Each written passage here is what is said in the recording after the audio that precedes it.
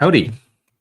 Welcome tonight, folks. We're back this Tuesday night. We're here for the long haul tonight. I don't have anything else going on, so we'll go as long as we need to. I'll answer all your questions about employment law, disability law, everything in between. We'll work together to answer the questions from people on the Canadian Disability Forum. We've had some questions sent in again, which I do appreciate. I like it when people send in questions ahead of time. So we'll cover those. We've already got some questions coming up in the chat, so we'll do those. And we have two topics tonight. The first topic is on workplace investigations. I'll talk very briefly about that. And the second topic is about the effectiveness of using personal statements when doing a CPP application to supplement your application. So we'll cover those two things. Like last time, if someone is here and they really want to, they're here for one of the topics and they really want to hear it, I can do it earlier. I think what I'll do is we'll just talk a bit about workplace investigations, and then I'll jump into, actually, we'll start with some questions in the chat. Then we'll dive into our workplace investigations, do more questions. Then probably we'll end with the personal statement for CPP disability. But if you're here and you can't be here all night and you want to hear one of these topics earlier, just let me know and I can shift things around. Okay, let's get a little background music here. Let's see if I can do this.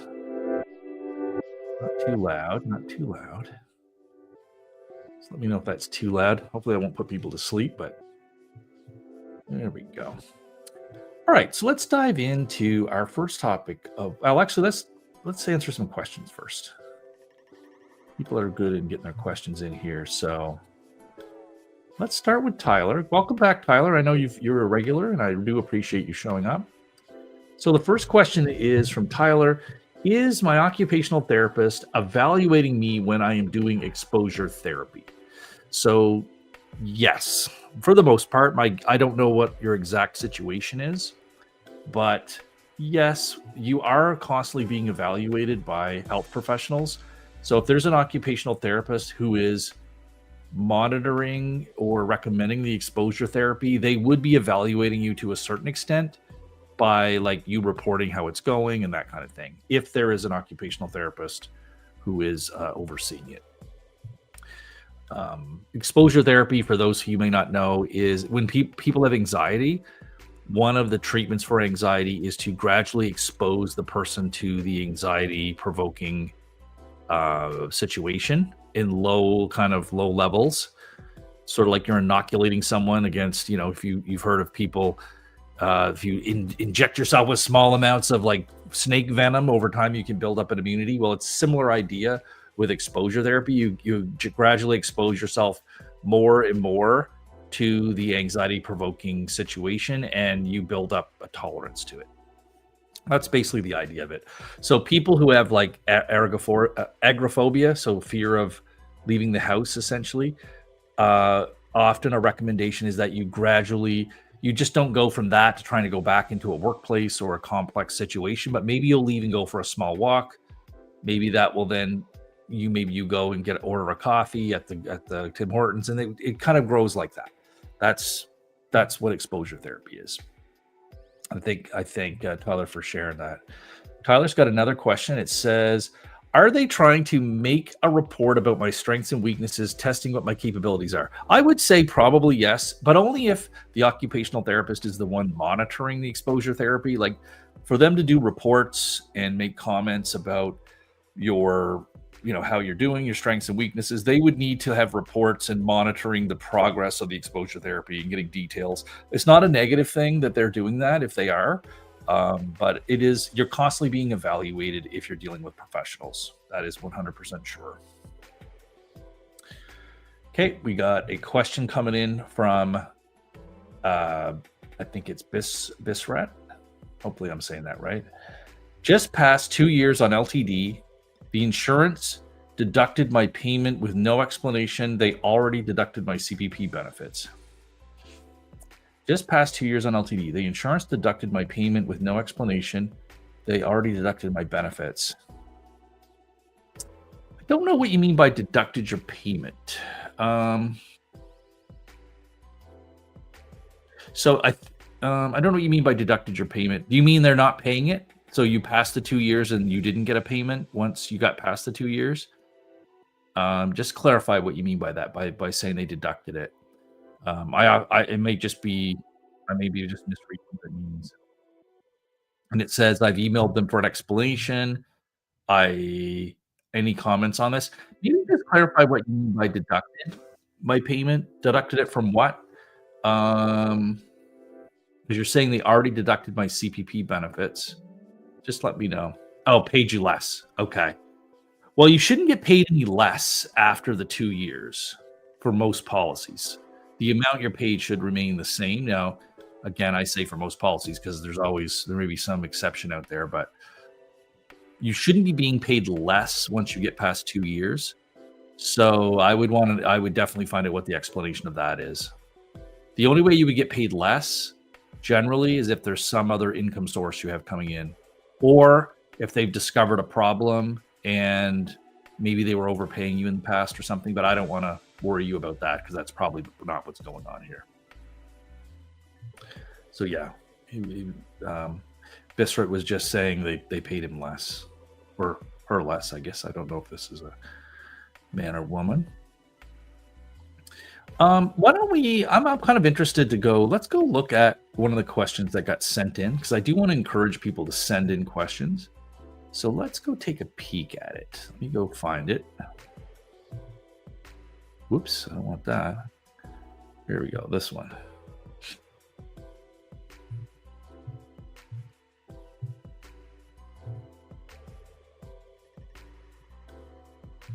I think that's it. Is that it?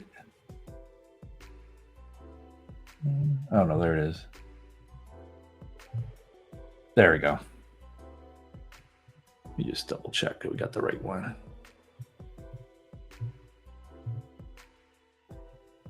Yep. Okay. So here is our question.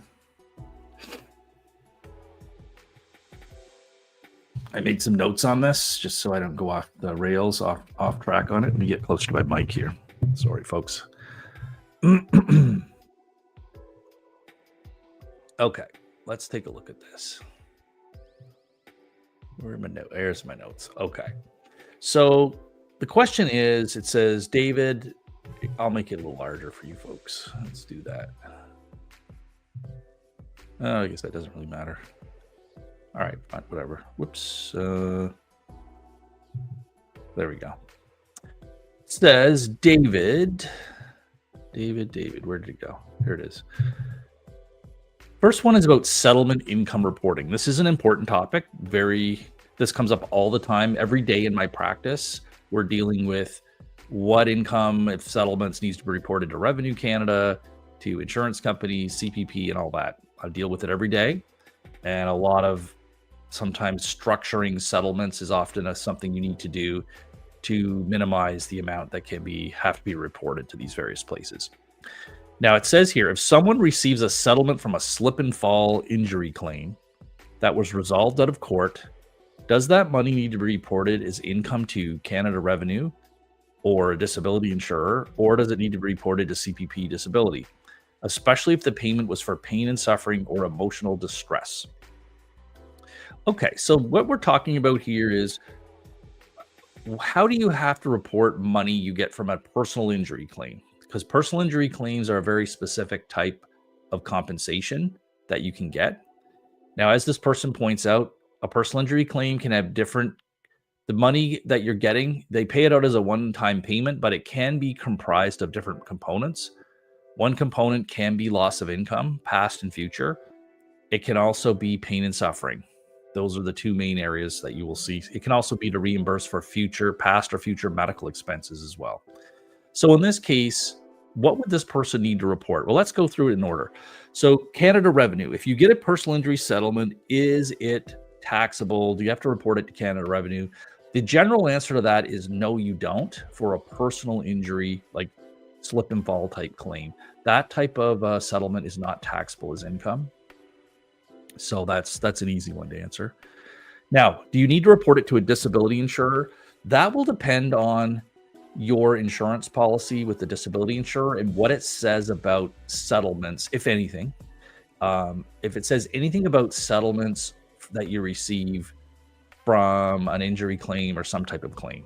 Now, a lot of long-term disability policies won't say anything about this, and so you wouldn't have to report it, and it wouldn't be deductible. That is very common that they won't say anything. So just keep in mind, if you have a long-term disability insurance policy, they can only deduct what they're allowed to deduct under the policy. So there'll be a list of types of income and money that they can deduct.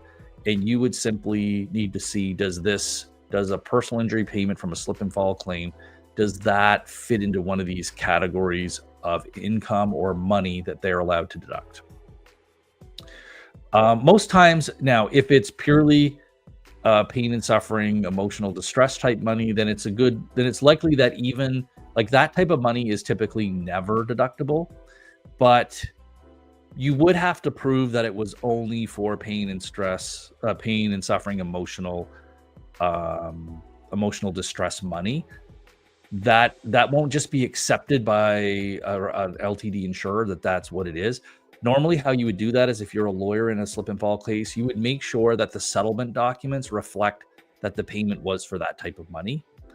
If the settlement documents are kind of silent on what it's for, just as a settlement, then it's more open to interpretation, and it's possible an insurer might take the view that some of that money was for income loss that covered the period of the long-term disability. So that is something you need to look at. So possibly it could be deductible from an LTD, but again, it will depend on how it was characterized in the settlement paperwork that you got from the slip and fall settlement. All right, now the last one, CPP disability. I can tell you that slip and fall money coming in will have no effect on your CPP disability. CPP disability doesn't offset other types of payments. The only thing CPP disability cares about is, have you regained the capacity to work? So just because you have money coming in that from this type of a claim, it will not impact your CPP. In fact, like when you get a settlement for a personal injury claim, you don't get any kind of like a tax slip. So there's no T4, there's no T4A, there's nothing like that. In the eyes of sort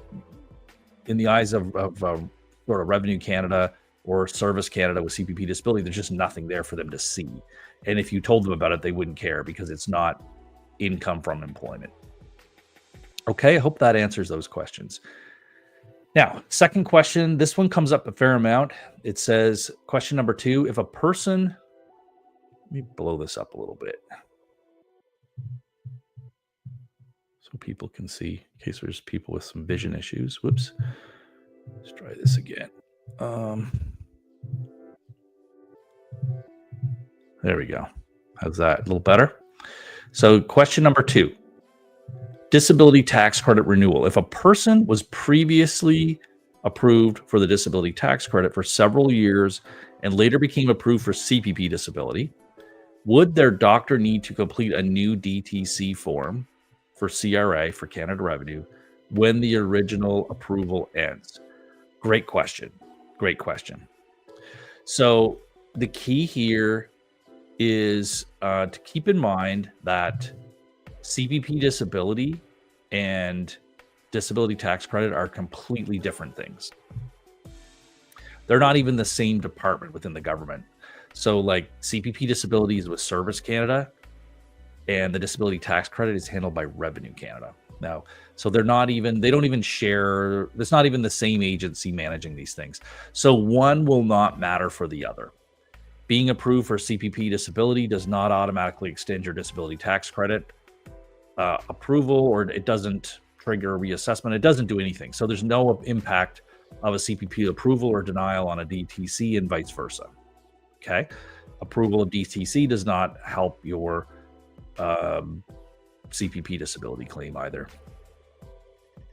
Now, the way Canada Revenue handles disability tax credit, they do approve you for a certain period of time. It can be retroactive and then a certain number of years into the future. And when your period of time ends, you do just have to apply again. So you would apply again by filing a new T2201 form, getting it filled out by your doctor and submitting it.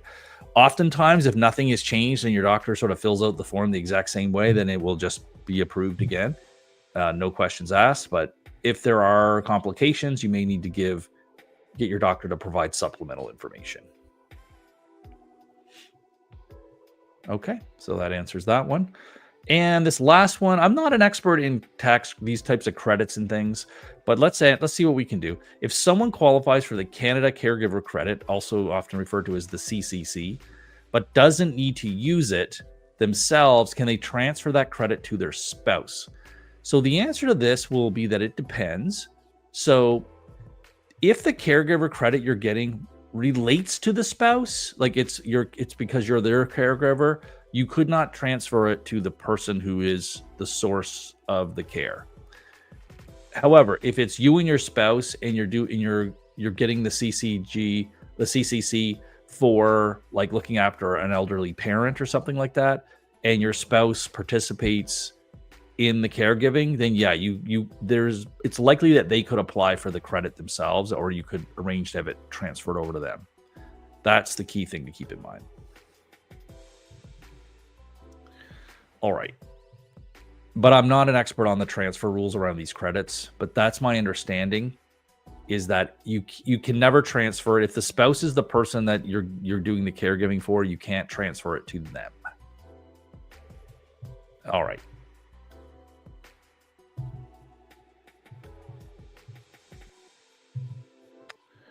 All right, let's move on then. So let's talk a little bit about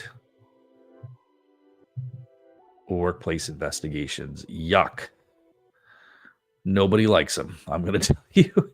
I've never been the subject of a workplace, thankfully. I've never been investigated in the workplace or had to trigger an investigation that related me in some way. So I've never felt this from the side. I have been an employee. I'm an employee now, but I do own the firm. So I'm kind of the boss and an employee. But I have worked at places where I was the employee. I've worked at many places in the past like that. Never was I involved in a workplace investigation. So let's just break this down a little bit. So workplace investigations happen when they're triggered. They're triggered by some type of incident at work, and someone has reported there being an unsafe work environment for whatever reason. It can be because of intimidation, bullying, something like that in the workplace, any type of harassment in the workplace. These things can all trigger a workplace investigation.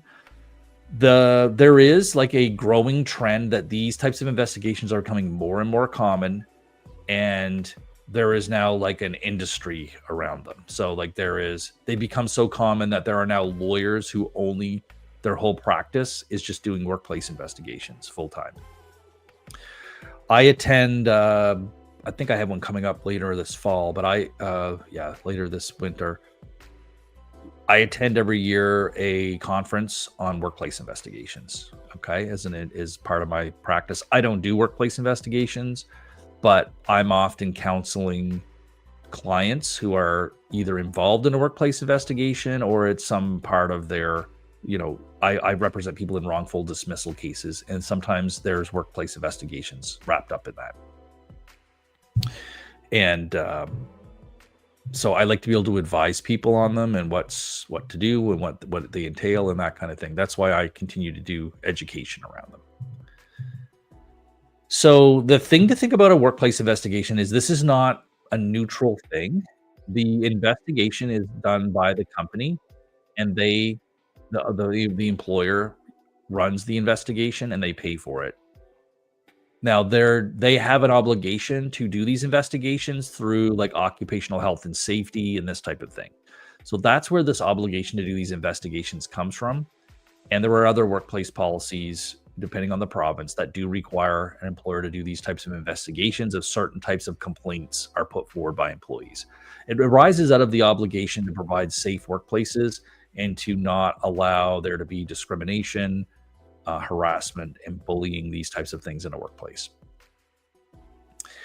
Now, these investigations are usually, if you're in a big enough place, they're led by the human rights, human resources, and generally they are going to hire an outside investigator. That is the best practice to hire outside investigators, so they come in more impartial than somebody internally. Internal investigations are usually a problem.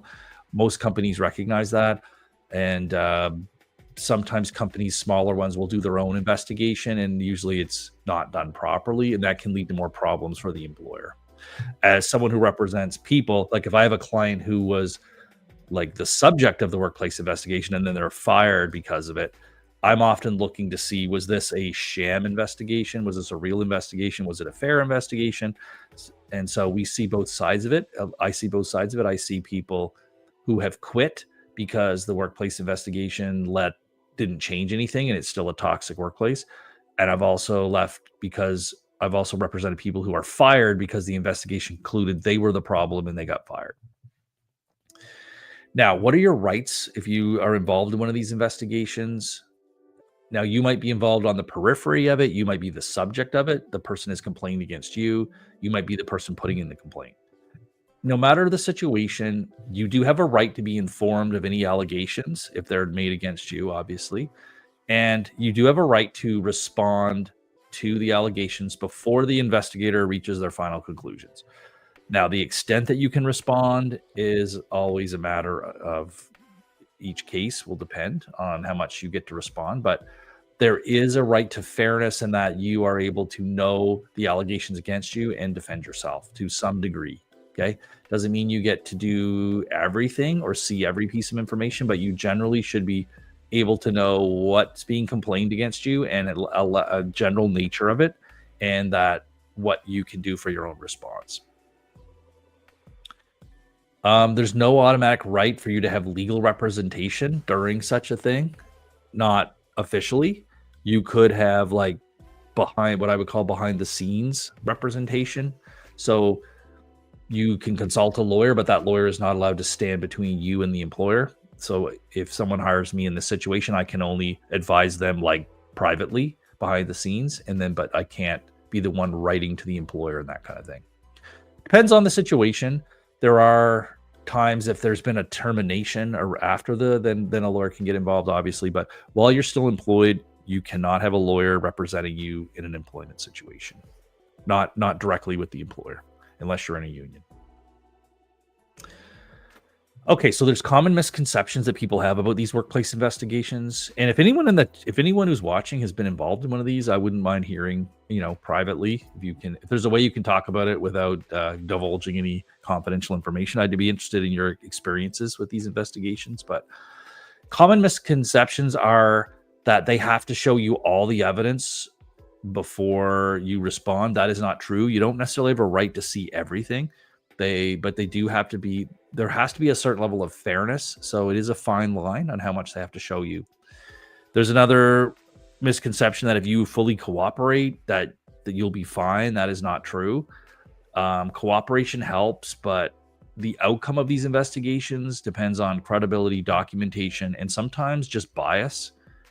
Sometimes these investigations are a sham and they are just a formality because they already know what they want to do as an outcome, and they know they have to do an investigation, so they will do a sham investigation just to back up the outcome they always wanted to do anyway. Those are my job in those cases. If I'm representing you because you've been fired, is for me to sniff that out and prove that. And if we can prove that, then that will result in you getting much more compensation in the lawsuit against the employer. Now, if you are unfortunately the subject of one of these investigations, you do want to gather information, stay calm, try not to have any outbursts, try to get as much clarification and information you can. I would highly, if you are invited to submit a response to the allegations, I would consult a lawyer. It's well worth it, especially if you value your job and you're worried about a dismissal. You want to avoid that. It would be very smart to hire a lawyer or to at least consult one. Again, the lawyer can't represent you, but they can help you draft the submissions and tell you what's relevant to put in and what isn't. That's usually where the rabbit hole you can go down, is giving the wrong information or focusing on the wrong things. You do want to try to avoid giving emotional responses and submissions and things to the investigator. And if you need more time or other type of reasonable accommodations, that is something you can ask for during the investigation, but only to a certain extent. It does have to be completed. They can't let it drag on forever. So you do have to largely work within the bounds that they give you. All right. So just to conclude that, what do you do? So you'll get the results back. It won't necessarily be a fair result from your point of view, because they're going to be getting different perspectives. And quite frankly, I've dealt with cases where a bunch of other employees will gang up on, say, a manager they don't like. They will gang up and they will all give so you've got 5 people giving negative submissions and testimonies against a manager. It's actually called workplace mobbing is a term that is actually a term. So that can happen. And it's hard because it's one person against 5 other people. It makes it hard. It's not necessarily fair. What you should do, though, is whatever the result, ask for the final report. And if there's any errors that you see in the final report, you should respond to that and point them out. And I would consider legal advice before signing anything, especially if the investigation results in you being dismissed from your employment. Then definitely get legal advice. Normally, if you're being dismissed after an investigation, they're not going to be paying you severance pay and the like, or they may be offering you a very minimum amount based on the investigation. So you want to get help in those situations. Okay. Any questions around that or anything else before we move on to our next topic? I think what I'll do is we'll jump into if no one has any questions, we'll jump into some disability claim forum questions, because we didn't get through many last week because I had to do a shortened program last week. But this week we got all the time in the world, so we're just going to take our time. All right, I'm going to share my screen here.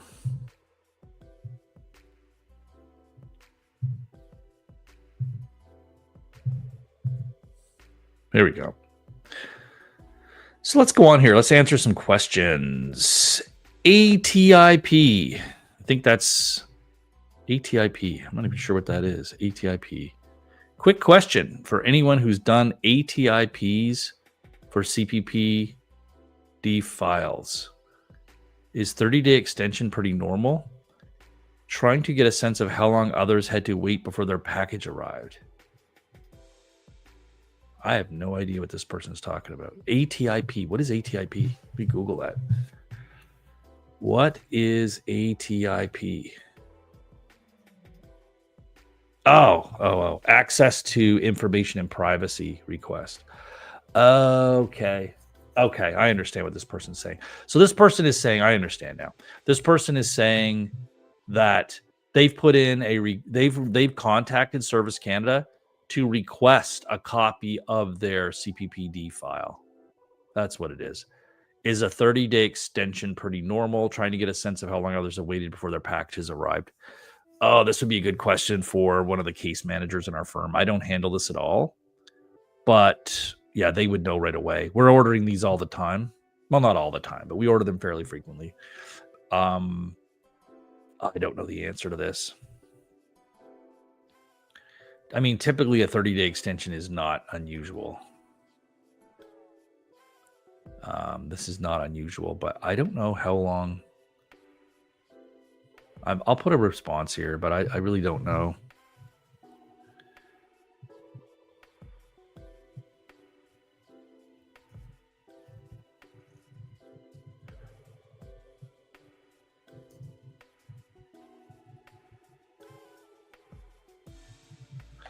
Of your own CPPD file from Service Canada.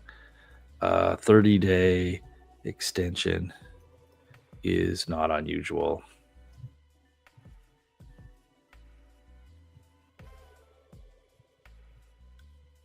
Because they are often overloaded with requests. There. Okay. I'm going to put that in because I believe that to be correct. And I'll just sign off with my name here. There we go. All right. Let's go back and have a look at the next one. We got received termination of LTD letter. Let's look at this one. All right. So this person is saying they've been on LTD for almost 2 years now.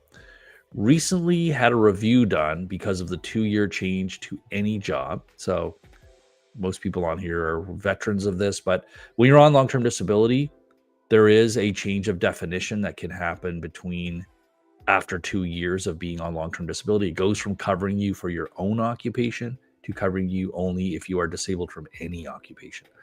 So this change often occurs at 2 years in. So this person is saying that that change has happened and they have determined I can work a sedentary position. They refer to a computer course I took in 1995. Oh boy, that's out of date. My health issue isn't resolved, and the next step was to have an operation since everything else hasn't worked. My other concern is that I have not heard from my employer in almost 2 years. They did not try to accommodate me much before taking my HR's advice to take some time off. Okay. The HR thought it was my job causing the issues and to apply for WSIB, workers' comp, that is. My doctor didn't think it was work-related, and so my HR told me about EI sick benefits and about LTD.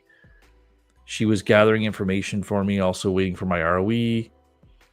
I was left, it was on a medical leave. I was left with no help. Then the HR came in. I had a difficult job getting her to fill out the forms for LTD. I had to, yada, yada.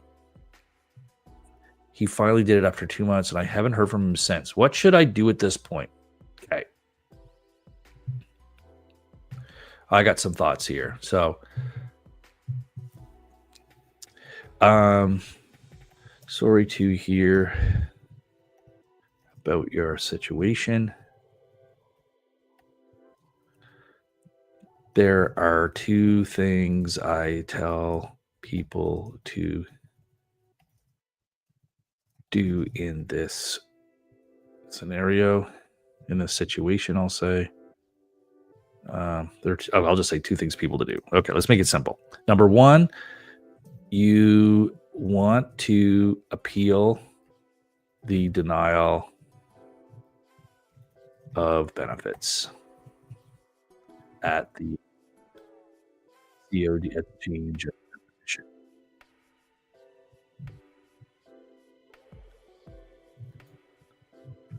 I would recommend getting a consultation with a law firm that does long-term disability cases.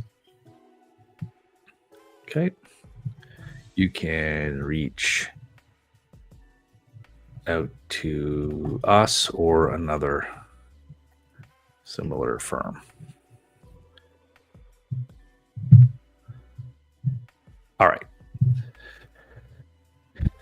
You will want to consult with the law firm on what is the best path forward. You may need to do a legal appeal, which means filing a lawsuit against the insurance company for payment of benefits. Again, what is best for you will depend on your situation. Okay, so then that's item number 1. Okay, we got a lot going on here, so we're going to go. I can do return here. Yeah. So then let's go to number 2. So what is the second thing I tell people to do here? Let's see, I got insurance spelled wrong there. So the second thing I tell people to do at the same time. Okay, so number 2, the insurer will be telling your employer that they have stopped your benefits and that you are able to return to any type of employment. Okay, so that's what they're going to tell. The insurer does send a letter. So when you get a letter cutting off your benefits, they send the similar letter off to your employer, which does sound like a breach of privacy, but the employer is actually they're the ones that are on the policy. So it's their policy and they have a right to know if their employees are making claims and the status of the claims. Okay.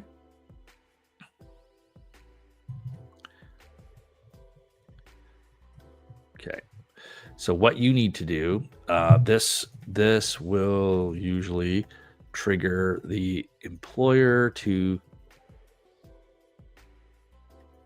send you a letter asking what your intentions are with return to work. What you need, if you are, what you need, so this person's already said they can't go back to work. So what you need to do is have your employer write a sick note that you can give the employer. You can give directly. You got to give it directly to the employer. So you got to give it directly to your employer. The note should say that you are not capable of return to work at this time.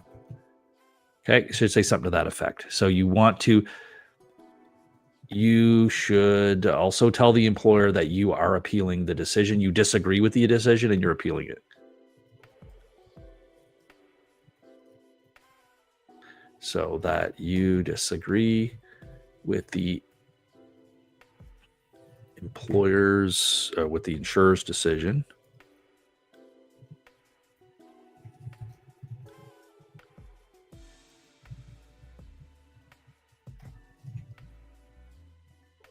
There.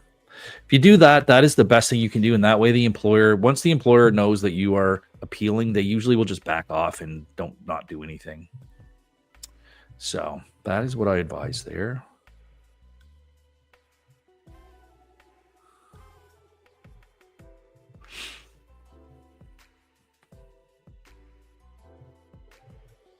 Make sure this link still works. Yep, it does. Okay. All right, what else do we have here for questions? Let's take a peek. LTD harassment. What should I do? Oh boy, that's always a tough one. Okay, so this one says, it's a long one, so we'll take a second to go through it. This one says, been on private LTD and CPP almost 3 years for back issues, depression, CL. I'm not sure what that stands for off the top of my head, but I've also recently applied for disability tax credit and I expect to be approved. Back issues are well documented over 10 years with multiple doctors. In this way, the LTD case is rock solid. My depression is less documented and for various reasons. The LTD caseworker has repeatedly told me after a 2-year mark they will contact me less and just check. Okay. With me once a year, it'll be rubber stamped. I've been waiting for this stamp. Yeah. So I can change cities and move closer to family for more support. It's a big move requiring a lot of planning and finding new doctors.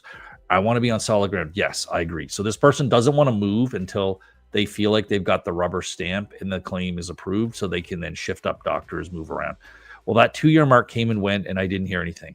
They didn't contact me for 6+ months, and I thought I could relax and not have to deal with the constant threats and this and that. Instead, they have recently contacted me out of the blue and are now asking me to do a six virtual appointments over the next month with psychologists and therapists at a third-party company. Yeah. Oh, boy. So just because you hit the 2-year mark doesn't mean they won't still try to do things. It sounds like what happened here is whoever was managing this person's claim dropped the ball and should have done these assessments earlier, but they dropped the ball and didn't do them in time, and now they're scrambling to get them done because this person has now gone into the any occupation phase. The insurer, once they start approving people and continue to pay benefits into the any occupation phase, it is very hard for them. It's harder for them to just stop payments because they've accepted that you are disabled from any occupation. It sounds like what they're doing here is scrambling because they should have got this work done before this person got to the 2-year mark. They didn't do it. So now they're scrambling to do it quickly as possible. The sooner they do it the sooner they can do it as close to your change of definition is better for them, because they can say they were just still assessing you. And that's basically what's going on here. This person said it makes them angry because they've put a gun to their head. They want to make me spill my guts to multiple therapists in hopes they can disprove the depression. How can you do therapy like this? I wouldn't call this therapy. I would call this more of an evaluation. So I don't think that this is necessarily therapy so much as it's going to be an evaluation. If I had gotten to choose my own therapist who doesn't report back to them and say, it would be helpful, but I'm super reluctant to talk to their third-party therapist, spill my guts, tell them all my darkest secrets when I know they don't have my best interest at heart. Just thought all this makes sense, makes my depression so much worse. It just is unwanted stress. How do I walk this line? How much of this harassment do I need to deal with, or should I cooperate fully? Okay. So I'm going to say this is a common situation. This is a common situation. I think I can't say for sure, but I expect your insurance company dropped the ball and meant to do these assessments before you got to the COD. That is why they are scrambling now to do them. I haven't seen your LTD policy, but very likely they have a legal right to require you to do these assessments with professionals of their choosing. So I agree with some of the comments that this is really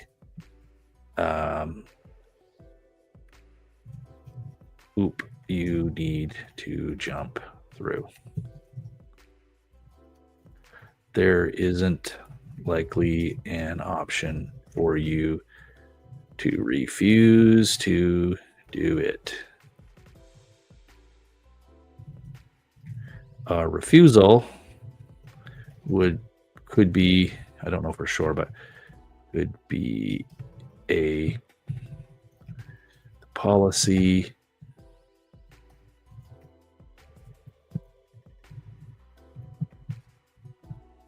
and that violation.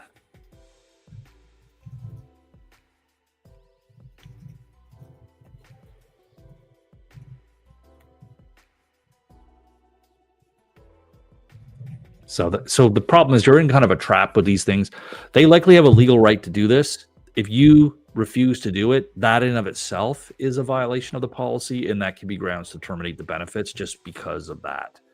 So you can get into situations where everyone agrees you meet the definition of total disability, but you violated this other part of the policy, and because you're violating that part of the policy, they don't have to pay.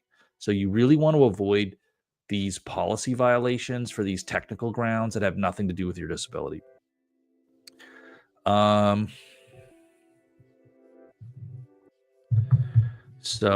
Okay. I recommend people go into these assessments in good faith with an open mind. Don't I have seen seen these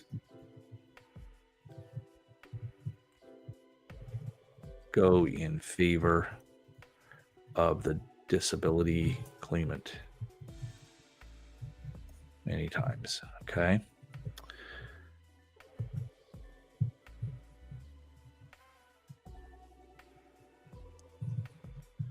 I would not try to get your doctor to say you can't go. Better to go and participate. Good faith, and then you can deal with the outcome. Is easier to fight a unfavorable report from like this than it is to fight a denial based on refusal. Okay, so it's easier to fight whatever they come up with than it is to fight the fact that you've refused to attend an insurer recommended assessment. There you go.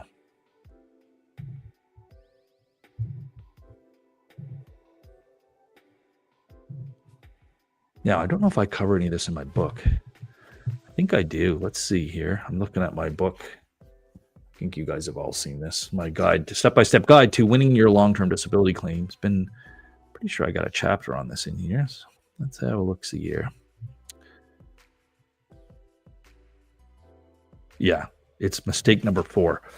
I discuss this exact issue in my book,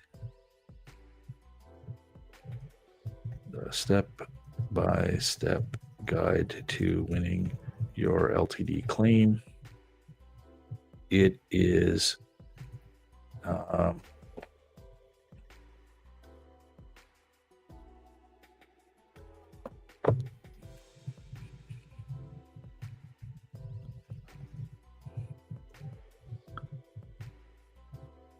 is mistake number 4 at page 119. There you go. 119, yeah. And mistake number 4, just so you know, is refusing to attend treatment or medical assessments arranged by the insurance company.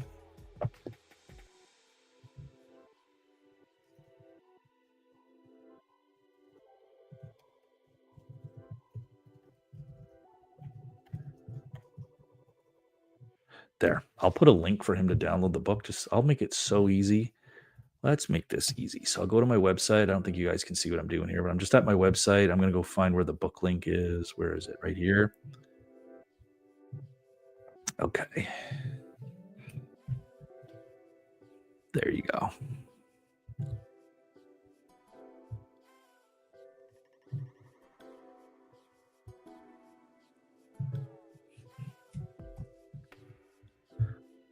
There you go.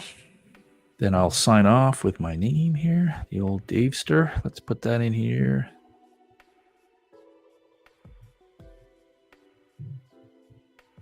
Bingo. I have to sign off because it has all the disclaimers, everything here. It's not full legal advice. Yada, yada. I have to say all that, or the Law Society gets angry, which I don't disagree with. There you go. And let's look at some of the answers here. Caro is always like batting 1,000 for good answers, so I would assume Caro gives a good answer. I would take a different approach, and I would just view this as a hoop. Yeah, exactly, to jump through. Yeah. I would agree with Caro. What is Bucket saying?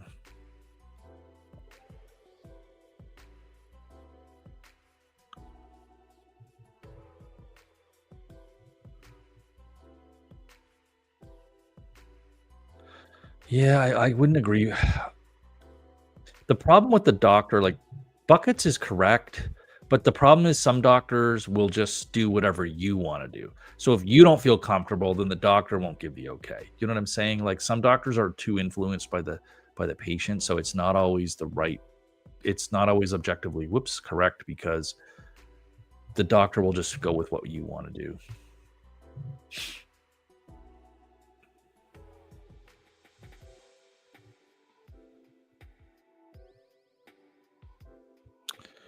Okay, let's throw in a question here from Tyler. It's right on. It's on the same topic. It says, concerning the LTD harassment case, does the insurance just want claimants to go back to work, not to get better? They definitely, their focus is getting people off of claims. So whether you're better or not, they just want you off the claim.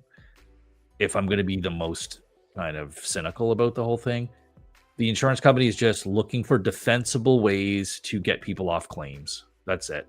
So they would send this person to an assessment like this, because likely I know that I don't know for a fact, but I really believed in this case that we just reviewed that the insurance person dropped the ball, whoever was managing this. They're scrambling now to get medical evidence to give some indication whether this person might be able to do some other work, because it's the change of definition, right? So that is what they're probably trying to figure out. Is there any other work this person could do? Is there any other treatment? So for the insurance company, they just need evidence that there might be some other work you could do. Not that they don't care. I don't think the expectation is that this is any kind of treatment. I think it's an assessment. I think I probably should write that in there, the harassment thing. I think I should go back and clarify that.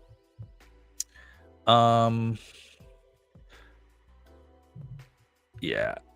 So I want to clarify. Let's just put it here. I also want to clarify that I don't expect this is treatment per se, but is more likely an assessment or treatment for the purpose of an assessment.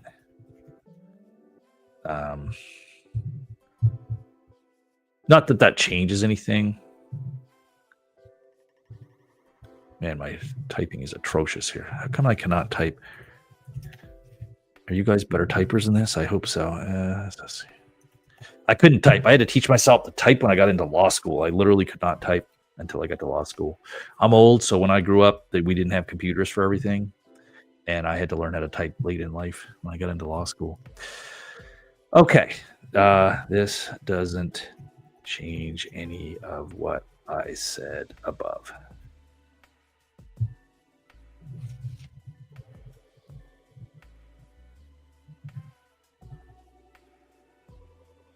There we go. All right. Good questions in here. Okay, this is another one. Frequency of LTD checkups. Looks like one we replied to already before.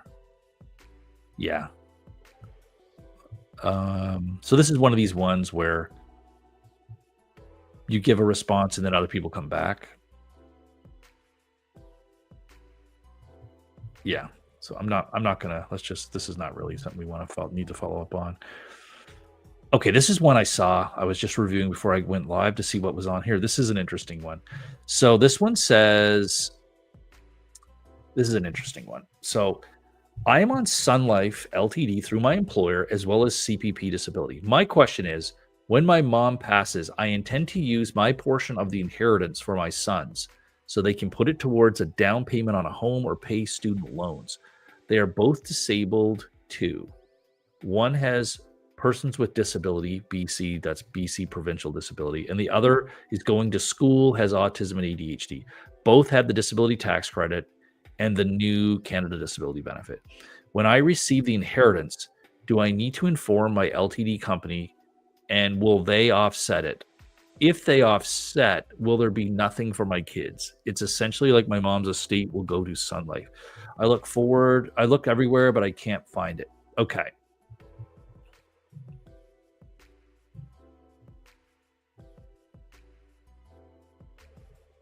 So I can only speak generally, but inheritances are not deductible by LTD insurance. That's pretty plain. So inheritances are not deductible by LTD. I'll say deductible under LTD group. I'll just say LTD plans.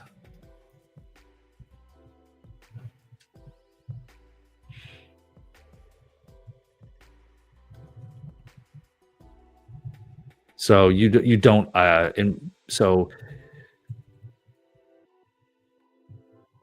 you would still want to review your own LTD plan to confirm, but I have never seen. Yeah, there's just no way. An LTD plan, I don't even think I need to scare this person at all. So they just, it's not going to happen. LTD plans can deduct income, but an inheritance is not really income. It's like an asset transfer to you. So it's not income. All right. So what else were they asking? I don't want to just give each child their portion since it will bump my youngest over his asset limit and they will cut his PWD. I'm just trying to get them stable. They're in their 20s. Also, okay, yeah. Same for CPPD. Inheritance has no effect. You can be a millionaire. You can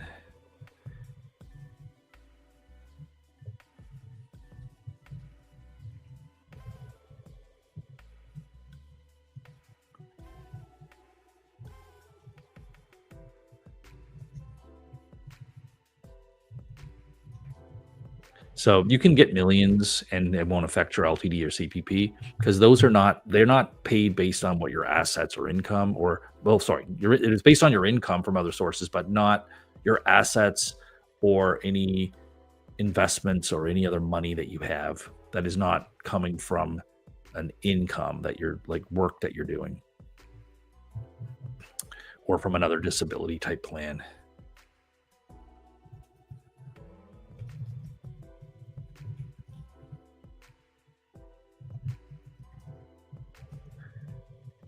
Into Henson trusts for your children.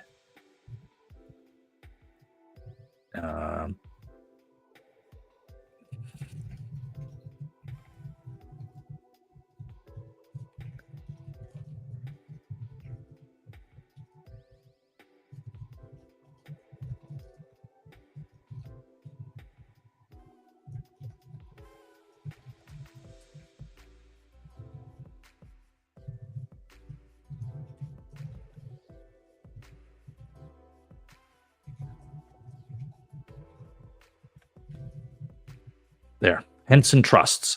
So a Henson trust is something that this person probably should look at, as it is a Henson trust is a way to manage assets for a child with disability. And that is something this person probably should look at. Look into a potential Henson trust for one or both of the children, for one or both of your children. Yeah, so a Henson trust. I'm going to bold that. There you go. So a Henson trust is a way you can put money aside for a child with disability, and it's meant to like be protected. I don't know enough about Henson trusts, honestly. I learned a bit about them a few months back, but I've still already forgotten half of what I learned. It's not an area that I work in, but it is something to keep in mind. I did talk to the person who basically invented them. I had a meeting with him a few months back. He's a lawyer from Ontario who basically he popularized Henson trusts. He still does them. His name escapes me at the moment here. I'm just tired out from working all day. What is his name? Pape. I think it's Gordon Pape. Let me look that up. Gordon Pape. No, it's not Gordon Pape. That's not it. Maybe it's Pope. Gordon Pope. Let's try Henson.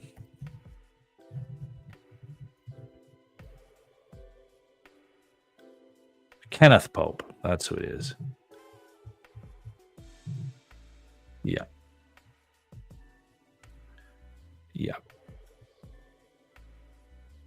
So maybe I'll put Kenneth Pope in here. He would be who I would. This person's not in Ontario though; they're in BC. Yeah, okay. I won't say Pope then, but we'll just let them figure out who they want to talk to. There we go. There's many people that do Henson trusts. Let's go have a look here though. Henson trusts, just so in case some of you guys it's something you might want to recommend sometime. So I'm gonna just switch up the screens here, and I'll show you Kenneth Pope's website where he talks about it. So right here. There. Right there. So this is a Henson trust. All about Henson trusts. Henson trusts are a way that family members can provide for relatives with disabilities or special needs while protecting their inheritance and preserving eligibility for government benefits. That said, the details matter when you look at establishing a Henson trust, and failure to create a Henson trust in accordance with the law can put assets and benefits at risk. Okay, so what is it? People with disabilities can qualify for provincial government benefits. However, they lose the ability to receive these benefits if they have a certain amount of assets in their name, such as a direct inheritance. So yeah, this person, you know what? I'm going to go back. You guys aren't going to be able to see because I'm going to go off screen here, but I'm going to go back and amend my thing. And I am going to link them to Kenneth Pope. I know you are in BC, but Kenneth Pope website explains everything.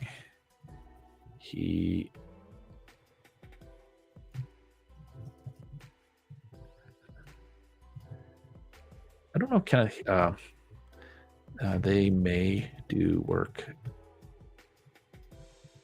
outside of Ontario. I don't know if they do or not, but I'm going to send them to Kenneth Pope's. Where is it here? Let's just go back to the main one here, Kenneth Pope. I thought of doing these at one point, but I realized it's just too complicated for my practice to learn all that myself. Then I thought, well, maybe I'll hire a lawyer to do this, but I said, you know what, I'm just going to stick with my lane, what I normally do, because it is complementary to a lot of the disability stuff that we do. But I was trying to look at different ways to go with my firm, so I decided to lean more into employment cases rather than go the route of like Henson trusts and all that kind of thing. Okay. Let's go back to Kenneth Pope here. See if I can find it. All right, so let's go back to where we were. So we were looking at all about Henson trusts. So a Henson trust. Yeah, so these trusts are made so if you have a child who's going to be on receiving provincial disability benefits, it's a way to put inheritance money, protect inheritance money so that they can still get the provincial disability benefits and have this money protected. Often what happens because of the income requirements and asset requirements to qualify for provincial disability benefits, people often have to like spend or get rid of assets they have, but if they're put properly into a trust, so a trust is something trusts work. They're a legal. They're think of them sort of like a corporation. They're a type of legal entity where you don't own something. Someone else owns something, but it's for your benefit. So it is a situation where you are not the legal owner of something. Someone else is the legal owner, but because it's structured with a trust, they're the legal owner, but they have fiduciary obligations to you for that property. So it's a situation where you don't own the property, someone else owns the property, but the property has a requirement that they manage it or use it for your benefit. It's one of the things you learn in law school about property rights that think of the way the law professors explained it is that property rights were like a bundle of sticks or a bundle of pens like I have here.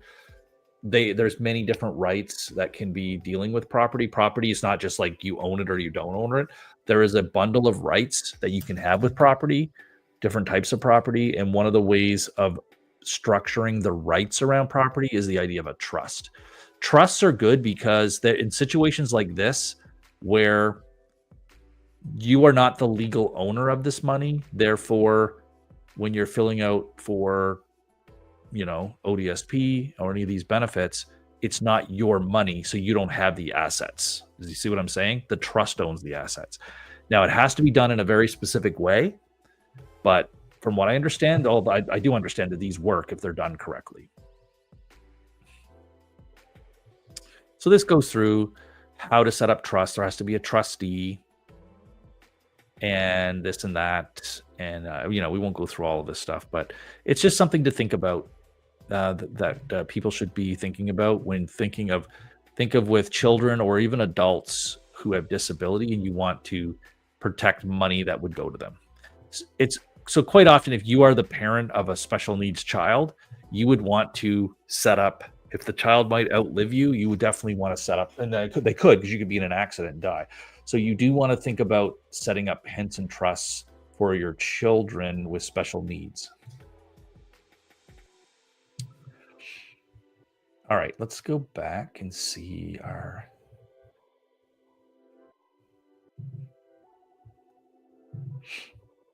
Okay. I'm gonna share my screen again.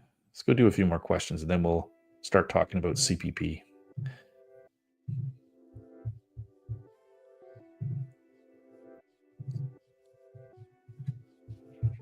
Okay.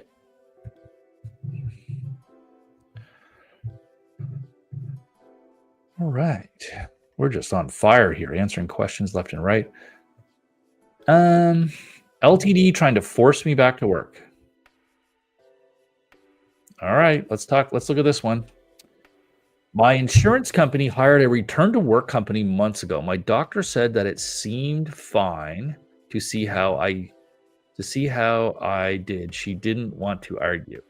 Then we get to the program and it's making me actively worse. I have mental health issues. I can't do basic tasks some days, and suddenly they're treating me like I should be doing hours of housework a week, which is just one example of the activities they require. But I'm struggling. I've struggled several times in the program, but anytime I participate less, the required amount, they say it's non-compliance. So when I participate the right amount, which is the absolute limit for me, and there has been detriment of my own health pushing me past what I can handle, and they say I'm doing fine.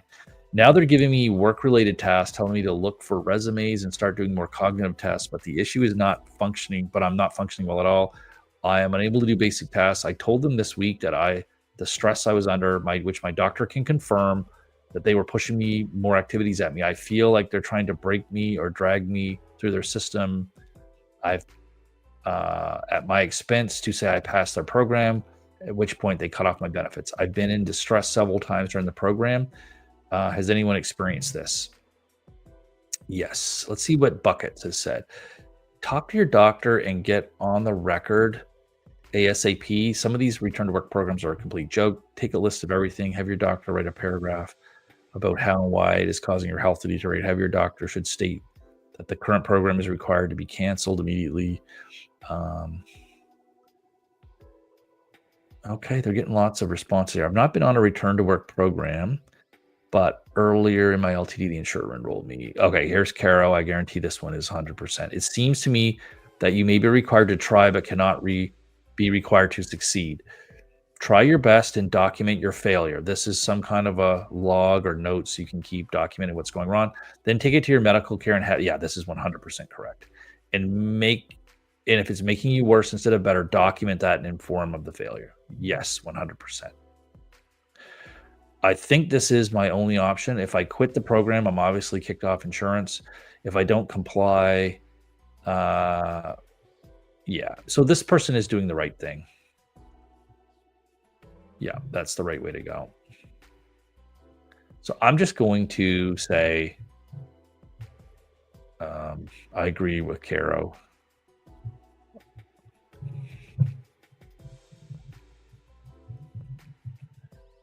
I will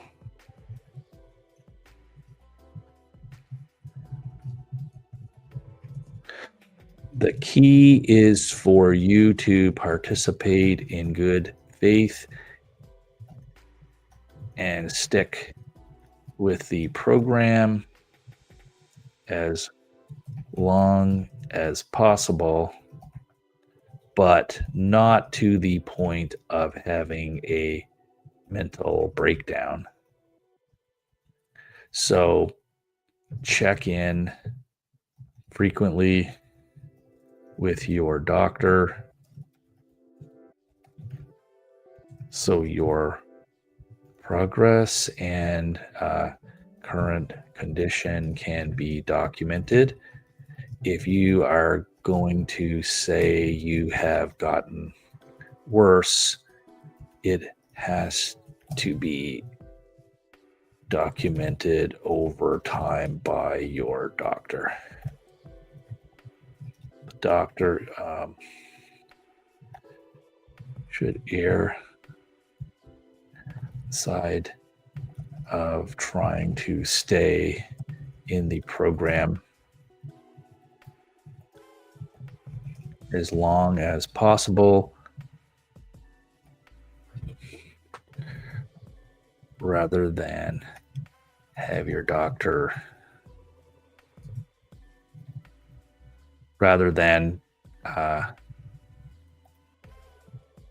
your doctor to agree to pull you out of it. It is a fine line, but it is easier to deal with a bad report from a program like this than to deal with bad report from a program, a bad report from a program like this. Sorry, it's a bad report for completing the program. Bad report upon completing the program.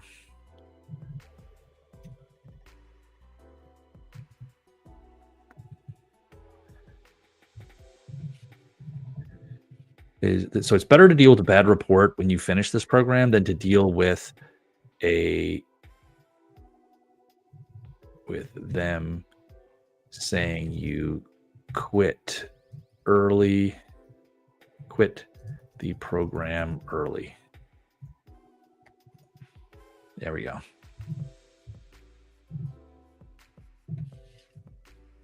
Yep.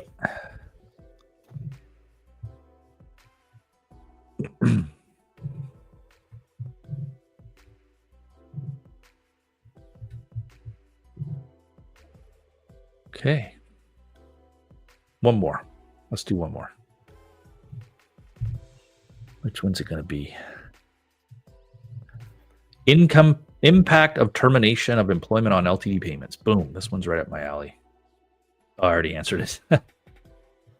David, how will severance affect LTD or CPP payments?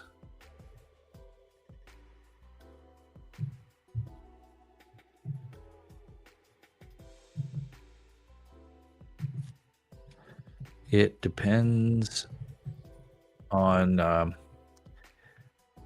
the wording of the individual LTD policy.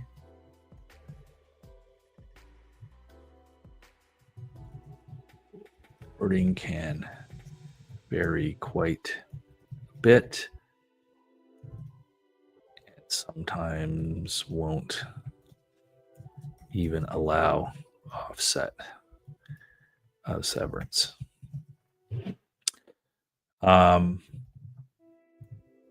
The other factor is how the severance is structured, as there are certain types of severance that are not deductible under most LTD plans. For example, money paid to compensate for human rights damages for injury to dignity.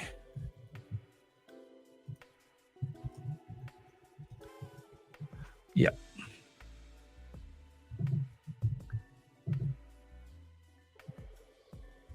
So that's what matters. It's always a fine line, but most of the employment cases I do involve some type of discrimination. So when we're doing settlements, we're constantly putting as much as legally possible, attributing as much as legally possible. It has to be, above board, obviously, into the compensation of the human rights component, because it's not taxable and it's not deductible from LTD. But again, it has to be a legitimate human rights claim, which is what the cases mostly that I do. Most of the employment dismissal cases I do have a human rights component to them. And usually it's disability discrimination is the most common one, but there are others. Sometimes it's age. Sometimes it's family status. So we do a lot of cases where we just took on a case. I believe we just took it on where someone got pregnant and then got fired like 3 days later once they told their employer about the pregnancy. That's not a good look for the employer. Not a good look. And I want to encourage people to have kids, so I will always take on those cases. There we go. All right. Let's reply to that. Okay, that's good. I think that's good for this week. We've really done a lot of them. Issues with employer but forced. Yeah, there's still a bunch. We'll do them next week. All right, let's get out of that. Let's get out of this. And let's go talk a bit about my second topic, which is CPP disability personal statements. All right. When you're doing a CPP disability claim, I would recommend you consider getting my free book. That's the workbook for doing your application. And the other book's back there on the shelf. You can kind of see it right there, that blue one. Kind of blurry, but I'd recommend getting those two books. This is getting a little dated, but it's still relevant because it covers all the questions really haven't changed in the CPP application. This is from like 2017, is it? 2019. Just before the pandemic, I put this out. So one of the parts of this book is, I've flagged it here. So, whoops, oh, there goes my flag. Anyway, I'll find it. There is a chapter in here called Chapter 6. I don't know if you can see that. It's hard to see. Chapter 6, written submissions. So I talk about in here about a narrative statement to tell your story, and I give examples and exercises on how to do a good job with it. All right. So if you are interested in doing a personal statement to go along with your CPP application, I recommend reading this. And It's based on my own experience from doing many CPP claims. I've done a lot. I don't know if I've done the most of anybody in Canada over the last decade, but it would be close, I would think. I guess I don't know. I shouldn't say that because there may be someone who's just doing more of these than me, but I'm doing a lot of them. Probably there is someone doing more than me at some like legal clinic or someplace like that, or even maybe the people that are doing them on behalf of the insurance companies, they probably would do more than me, but I'm doing a lot. And personal statements can make a difference if done correctly, but I talk about in my book here, like you do have to go about it the right way. The reason they can work is they can give context when the medical records don't tell the whole story. And they really can drive home like the personal aspect of this and help the medical adjudicator understand the real world impact of your disability on your ability to work. Okay. The problem is when people, they can also be bad and hurt your case if there's exaggerations, if there is exaggerations or statements that go against like what's in the medical records. If you can create inconsistencies with things, and it does happen. I've seen people absolutely destroy their case by doing a series of personal statements that weren't even consistent with each other. So it really can hurt your credibility to do these. So if you're going to do them, you have to do them right and be very cautious about it. They're also very good at capturing like the day-to-day effects of your disability. They can explain gaps, like they're often used to explain gaps in earnings or to explain something in the records that might be a red flag, like that, oh, you've been off work from disability for the last 3 years, but a year ago you were trying to run your own business. So you'd want to explain what that was all about, how many hours, why it wasn't successful. Like things like that are very important to explain. Otherwise, they just won't approve a case where there's some mention of you working in your own business because they'll think maybe you were taking cash under the table, like you weren't reporting income. So it's these kinds of things that must be explained in order to be successful. Now, what you need to avoid with personal statements, where these go off the rails, is if they become over emotional or argumentative. They're better to focus on facts and not try to turn it into like a personal statement is not for you to develop like a legal arguments, inciting case law and making legal arguments. That is not what this is. A personal statement is to clarify the facts around your case, almost like you were giving a testimony in court. You also don't want to go too far in the weeds. Like often I will tell people, if you've got like 50 medical conditions, sometimes it's best to focus on like the 5 most important ones.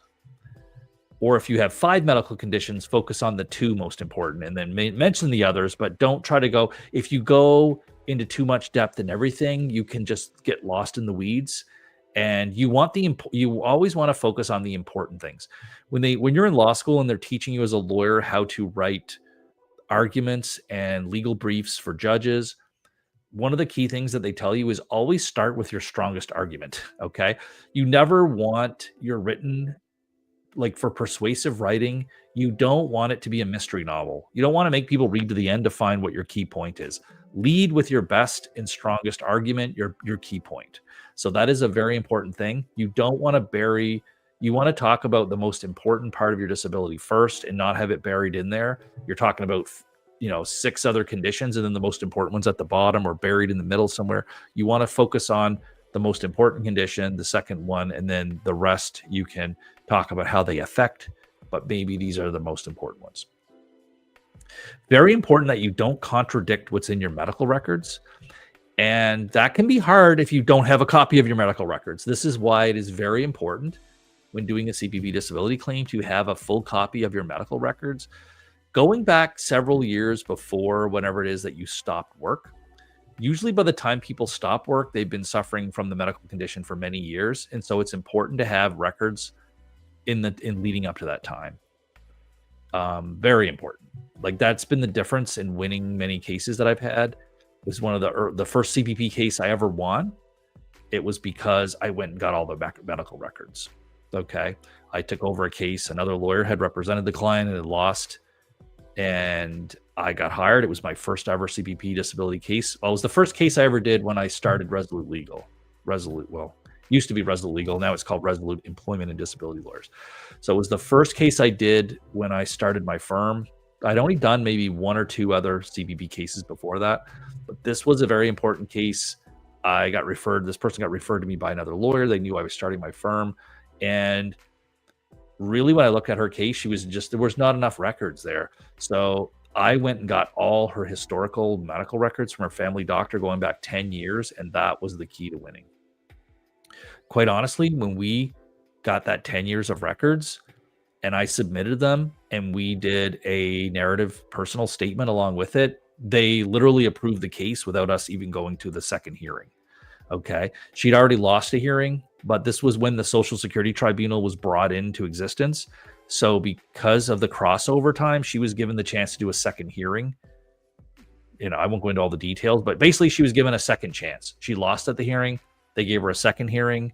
And so she hired me to do the second hearing, and we didn't even have to go to the second hearing. Once I got all those records in, did a personal statement, shipped it all in, they're like, yep, we know we won at the last hearing, but now with all this new information, we are definitely not going to win again, so we're just going to prove your case.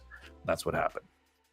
So I can tell you from personal experience that it is very important that you do not, how did I go down this rabbit hole? You don't want to contradict prior records. So the best way to do that is to get prior records.